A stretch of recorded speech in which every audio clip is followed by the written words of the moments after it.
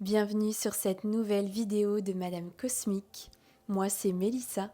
Aujourd'hui j'ai envie de te partager 7 conseils. 7 conseils que j'aurais bien aimé savoir quand j'ai commencé ma libération et ma guérison. Alors si parfois tu te sens découragé, déconnecté, que tu as l'impression de ne pas avancer, regarde cette vidéo qui, je pense, va te faire beaucoup de bien. Si tu ne connais pas mon histoire, je vais te la résumer en quelques secondes. Je suis Mélissa, j'ai 29 ans, je suis thérapeute holistique et thérapeute en libération émotionnelle et j'ai vécu des traumatismes assez profonds dans mon enfance, dont un qui a vraiment bousculé toute ma vie. Avec ce traumatisme-là, j'ai développé une grosse maladie, le syndrome de l'intestin irritable qui m'a vraiment pourri la vie pendant plusieurs années. Je me suis dit, je ne m'en sortirai jamais. On m'avait dit que je ne guérirais jamais. Et aujourd'hui, je suis guérie. Donc voilà, c'est juste pour te dire que tout est possible quand on y croit, quand on a les clés et qu'il faut se donner du temps. C'est important. Alors aujourd'hui, je vais te partager 7 astuces qui pour moi me tiennent vraiment à cœur, que je pense on ne parle pas assez. Pour moi, la première chose importante, c'est que ta guérison, ta libération n'est pas linéaire. Il va falloir que tu apprennes à accepter que ta libération sera faite de haut et de bas. Tu vas avoir l'impression de progresser, d'évoluer peut-être sur tes schémas, sur tes blessures, de mieux te comprendre, de mieux analyser ton corps, et puis tu vas avoir forcément des rechutes. Et ça, ce qu'il faut comprendre, c'est que ce n'est pas grave. Ça fait partie du processus. Ce n'est pas parce que tu reproduis un schéma que tu pensais avoir identifié que forcément tu vas le reproduire à chaque fois. Si déjà tu en as conscience, c'est déjà la première étape. Donc à ce moment-là, ce que tu peux faire, c'est tout simplement de le noter dans ton carnet et peut-être te dire pourquoi j'ai reproduit ce schéma à ce moment-là, à quelle période c'était, qu'est-ce qu'il y avait aussi autour dans ma vie à ce moment-là. Mais ne sois pas trop dur avec toi-même parce que ça arrive à tout le monde. La vie, elle est faite de tests. L'univers nous envoie souvent des tests pour savoir si on est vraiment aligné avec nous-mêmes. Et parfois, quand tu as un schéma depuis 10 ans, 20 ans, eh bien ça prend du temps à éliminer. Donc c'est normal que l'univers te teste et qu'il nous pousse dans nos retranchements. Ça ne fait jamais plaisir, vous allez me dire mais t'es un peu tordu, mais c'est pour voir si on a bien compris la chose. Et je le dis souvent aux femmes de lumière que j'accompagne, mais c'est la répétition qui fait que ça fonctionne. La répétition qui fait que vous allez petit à petit changer vos croyances, vos blessures, venir reprogrammer votre subconscient. Même pour les affirmations positives, vous le voyez, il faut les répéter vraiment au moins 21 jours et on parle même de 3 mois dans la conscience pour venir prendre de nouvelles habitudes. Donc, sois indulgente, sois tolérante, sois douce avec toi-même, que tu auras des bas. Moi aussi, j'en traverse toujours. Ça fait 7 ans que je travaille sur ma libération. En 7 ans, j'ai beaucoup changé, j'ai beaucoup évolué. J'ai même pu me guérir, donc tu vois, il faut en garder le positif, mais je traverse toujours des bas et j'en traverse plusieurs fois dans l'année et parfois ce n'est pas cool, ça peut être vraiment dans les profondeurs où je me dis oulala, j'ai vraiment l'impression là de repartir très très bas et au final il y a toujours du très très haut aussi qui arrive derrière. Et justement à force de travailler sur toi, tu vas mieux vivre ce bas parce que tu sauras mieux rebondir, mieux t'en sortir et tu vas rester moins longtemps dans ce schéma ou dans cette émotion qui sera plus basse, plus négative. Deuxième message, deuxième en tout cas astuce très importante. Alors au début je trouvais ça un petit peu bateau, mais je peux vous dire que maintenant j'y fais très très attention. C'est que ton corps est vraiment ton messager. C'est très important que tu puisses l'écouter, que tu puisses te connecter à lui petit à petit, même si tu n'es pas fan de yoga ou tu n'es pas fan de méditation, d'essayer de trouver peut-être une autre forme de connexion, peut-être aller marcher tout simplement dans la nature, aller à la mer, peut-être te faire un véritable nettoyage au gros sel qui aussi te permet de te reconnecter à ton corps. Ça passe par des choses simples, mais ton corps c'est comme un guide, il nous envoie vraiment toutes les informations et c'est souvent quand on ne l'écoute pas à répétition que les tensions arrivent, que la douleur arrive et moi c'est ce qui s'est passé pour moi.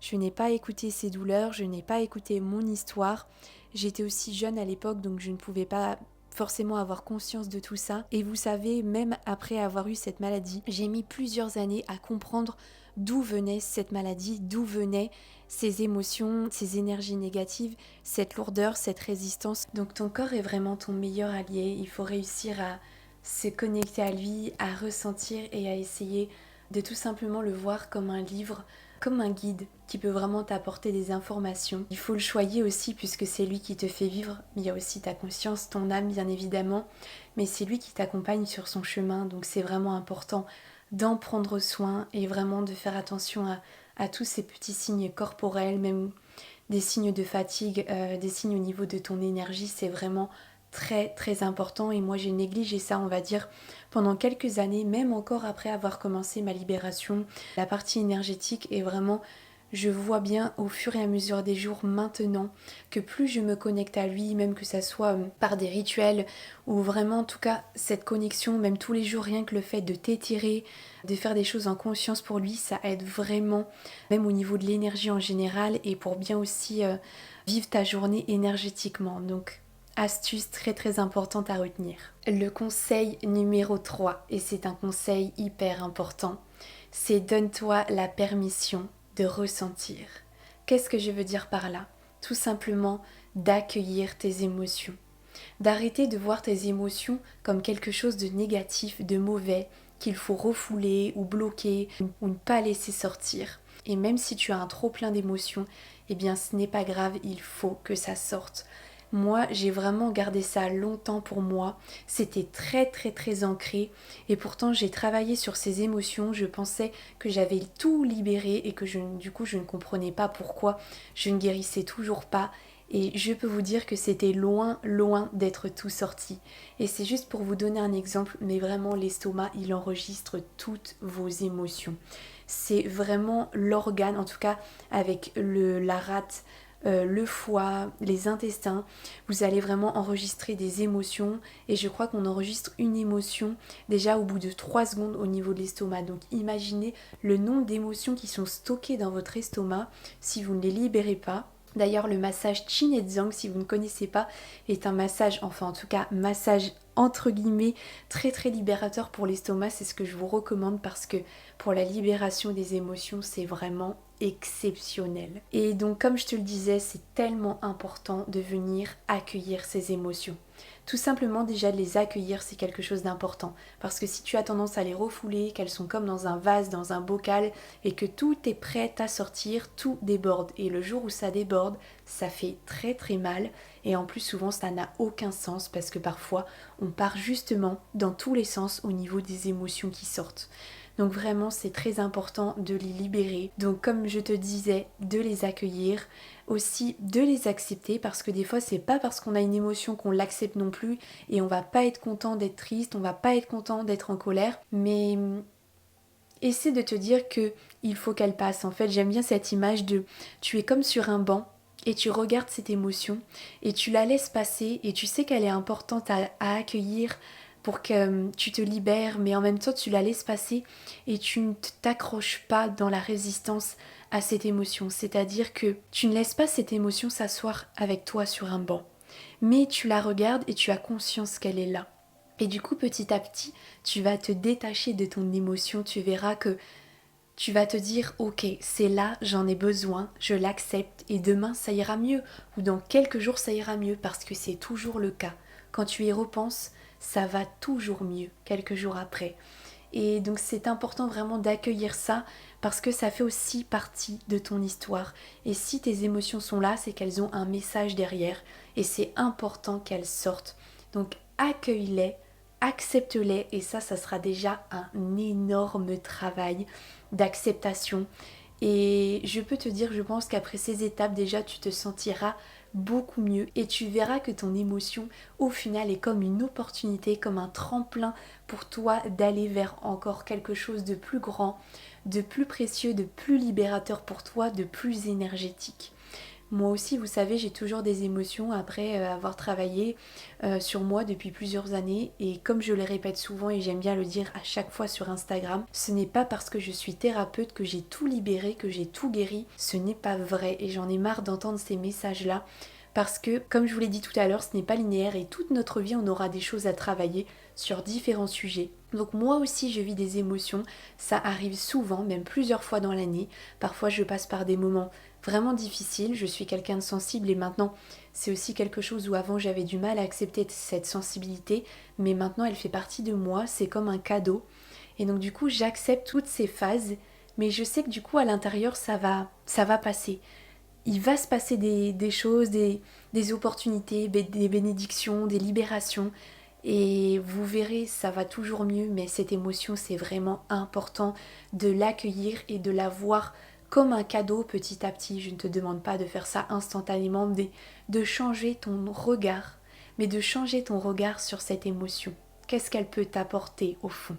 Ensuite, pour moi, la quatrième astuce qui est très importante, c'est de créer des habitudes ou en tout cas des rituels qui vont t'aider. Alors je sais que des fois, vous n'êtes pas forcément fan de rituels de pleine lune, d'ancrage, de méditation, mais juste essaie de trouver ce qui te fait du bien.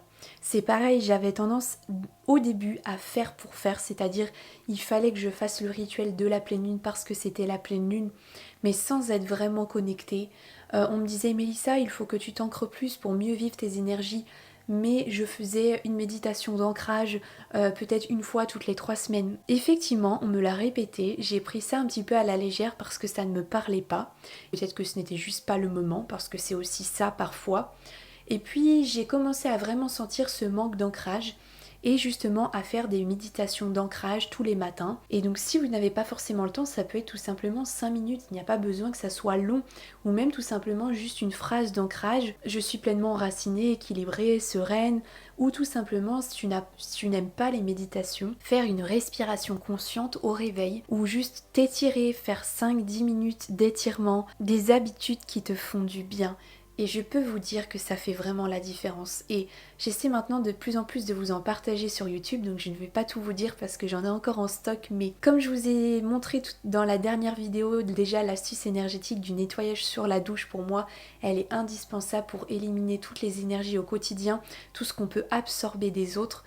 Et vous voyez, mes petites habitudes à moi aussi, c'est tout simplement le matin au réveil de me visualiser dans une bulle d'abondance parce que j'aime aussi visualiser ce que j'ai envie d'obtenir et de visualiser une lumière dorée tout autour de moi. Le soir, je visualise aussi des protections pour passer une belle nuit. Je peux aussi visualiser justement comme le matin des objectifs que j'ai envie de mettre en place. Et si par exemple je sens aussi que j'ai des douleurs dans la journée, et bien le soir je vais aussi faire de la visualisation active pour travailler sur ma guérison, sur mes douleurs. Après dans la journée ça peut être tout à fait une séance de yoga comme je vous ai dit, de pilates, d'étirement, une marche de 30 minutes, mais essayez de prendre cette habitude. J'aime pas trop le mot habitude parce que ça me correspond pas forcément, mais des choses qui vous font du bien au quotidien, des rituels, et vous allez voir que vous allez de plus en plus être connecté à votre corps et c'est vraiment la base. Et ça m'arrive encore parfois certains jours de sauter certaines choses, mais maintenant, même si par exemple je ne fais pas mon ancrage tous les jours, je le fais plusieurs fois dans la semaine et si je n'ai pas fait par exemple mon ancrage, je vais faire autre chose dans ma journée, mais je m'accorde une fois par jour ce rituel de prendre soin de mon corps, prendre soin de moi par de la méditation, par une séance de sport, par une respiration.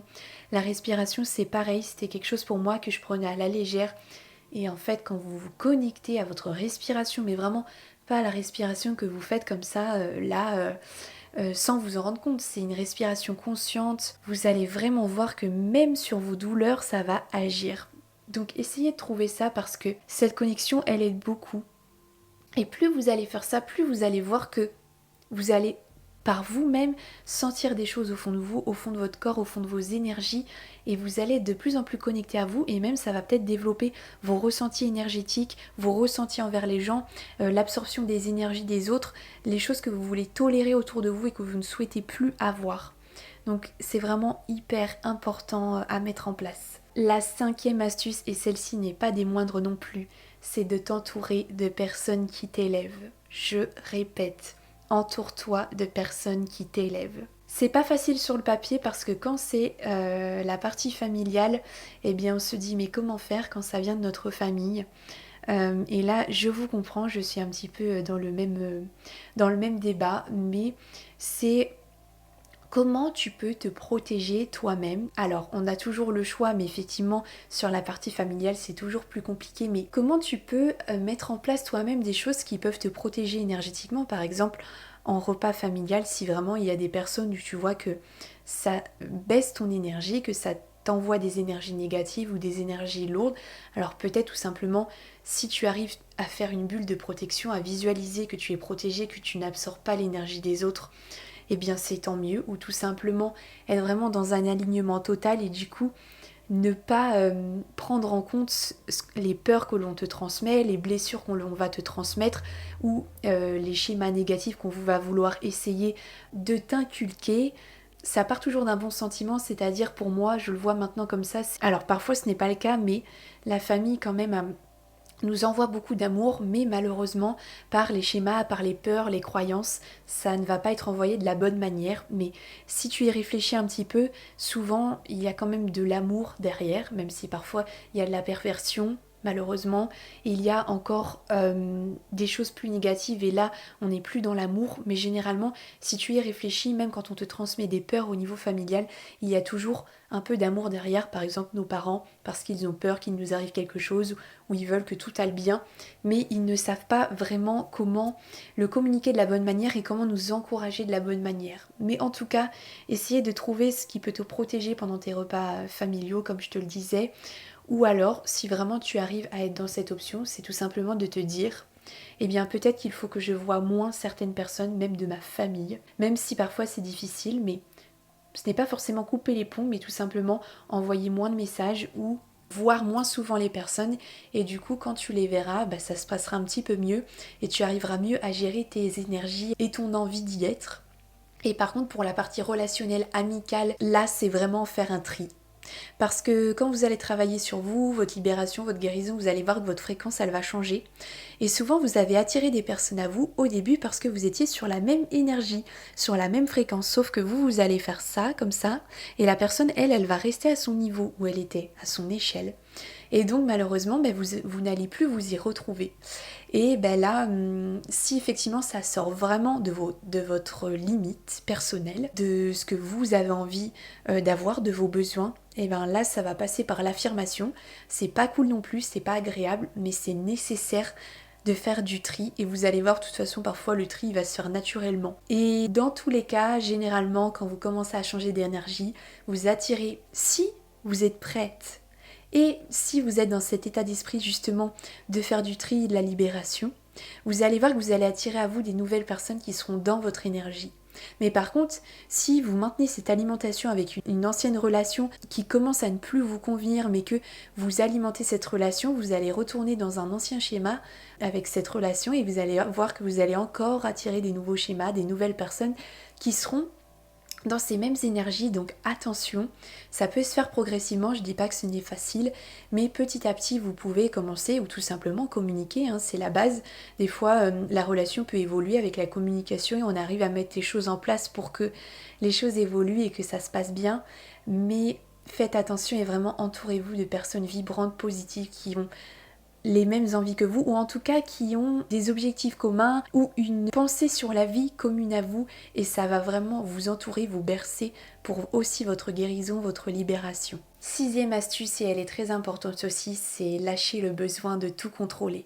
Parfois, on a envie de tout contrôler parce que justement, on avance sur nous. Comme moi, je me dis, j'ai toujours envie de faire plus, toujours envie de plus me libérer, toujours envie de plus éliminer certains schémas. Mais il faut se laisser du temps, la patience c'est important, c'est quelque chose qu'on travaille aussi au quotidien dans notre vie. Mais parfois tout ne dépend pas de nous. Vous avez des situations extérieures qui ne vont pas dépendre de vous. Et même si vous mettez en place des solutions, là par exemple typiquement avec les relations, vous allez voir que tout ne dépend pas de vous. Et si vous avez déjà fait votre maximum, vous ne pouvez pas faire plus. Et là, ça ne dépend plus de vous. Mais ça s'applique vraiment dans beaucoup de situations, comme dans le domaine professionnel, amoureux, dans le domaine amical. Donc c'est aussi lâcher ce besoin de tout contrôler. Et même quand on parle de l'abondance, c'est pareil. On a envie que tout arrive, on a envie, et même en général dans vos objectifs, on a envie que tout soit maintenant. Mais si ça n'arrive pas maintenant, et c'est souvent difficile à comprendre, c'est que ce n'est pas le moment. Et ça se trouve, vous allez voir, vous allez essayer de mettre votre projet en place maintenant, et vous allez voir que tout est compliqué, rien n'est fluide.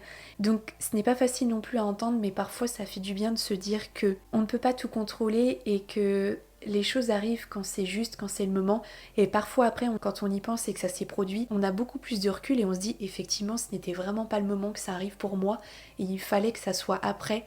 Mais c'est souvent notre impatience aussi qui prend le dessus là-dessus, notre ego qui veut tout contrôler. Et donc du coup c'est ça qui est plus difficile. Mais et c'est aussi, tu peux avoir cette petite exercice à faire, prends ton carnet, tu peux noter 3 choses par exemple sur lesquelles tu as envie, en tout cas où tu as envie d'avancer, te libérer, trois événements, 3 choses, 3 situations sur lesquelles justement tu as du contrôle, peut-être par exemple sur tes émotions, sur ta situation, peut-être sortir de ta zone de confort, sur justement les gens qui t'entourent, mais note aussi 3 choses sur lesquelles tu n'as pas le contrôle par rapport à une situation qui te bloque. Et tu vas voir, tu vas prendre du recul et ça va t'aider aussi pour la suite. Dernier et 7e conseil, très important également, c'est de se nourrir de ce qui te fait vibrer. Ça paraît peut-être banal, mais c'est tellement important de faire des choses que tu aimes. Même si ça ne plaît pas à tout le monde, même si tu sors de ta zone de confort, fais des choses dans ta vie en général qui t'apportent une vibration haute, que tu aimes faire, si c'est de la peinture, de la créativité, si c'est aller marcher. Parfois, effectivement, on est diminué parce que nos émotions, elles nous poussent vers des énergies plus basses, plus négatives, mais c'est aussi juste de reconscientiser un peu les choses, et même si c'est difficile de se dire qu'est-ce que je peux faire aujourd'hui, juste 5 minutes, 10 minutes, si c'est trop difficile pour moi, 1 heure, pour nourrir mon énergie, nourrir mon corps, et mon corps me le rendra.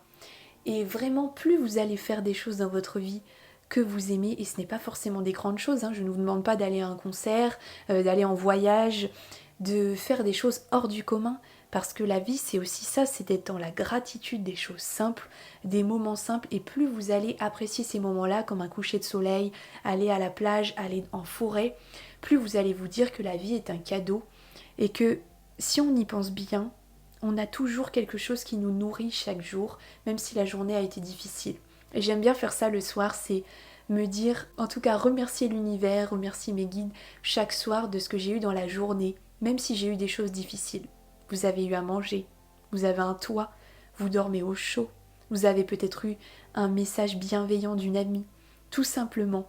Et donc, nourrissez vos journées de choses positives, même si les journées sont difficiles, mais ça va vous permettre de vibrer, d'augmenter votre énergie vitale, et l'énergie c'est tellement important parce que sans énergie c'est difficile parfois de vouloir avancer sur soi, sur sa libération. Donc nourrissez-vous et dites-vous que ce que vous nourrissez en vous, c'est les cadeaux que vous vous faites à vous-même, parce que du coup ça veut dire que sinon vous vous négligez et que vous avez tendance du coup à ne pas vous accepter, à ne pas voir que vous êtes un cadeau tout simplement d'être en vie. Donc c'est hyper important de le travailler. Donc nourris-toi, va faire de la danse, va faire de la peinture, peut-être de l'aquarelle, du chant, de la batterie, je ne sais pas, mais nourris-toi et ça va t'aider dans ta guérison et ta libération. On arrive au bout de cette petite vidéo, j'espère que ces 7 astuces, ces 7 conseils vous ont fait du bien. Ça peut peut-être paraître banal pour certaines, mais moi je trouve que c'est important de le rappeler, et moi j'aurais bien voulu savoir tout ça quand j'ai commencé. Je vous le dis, après, comme je vous l'ai dit, 6-7 années de travail sur moi, de spiritualité, et j'en apprends encore tous les jours.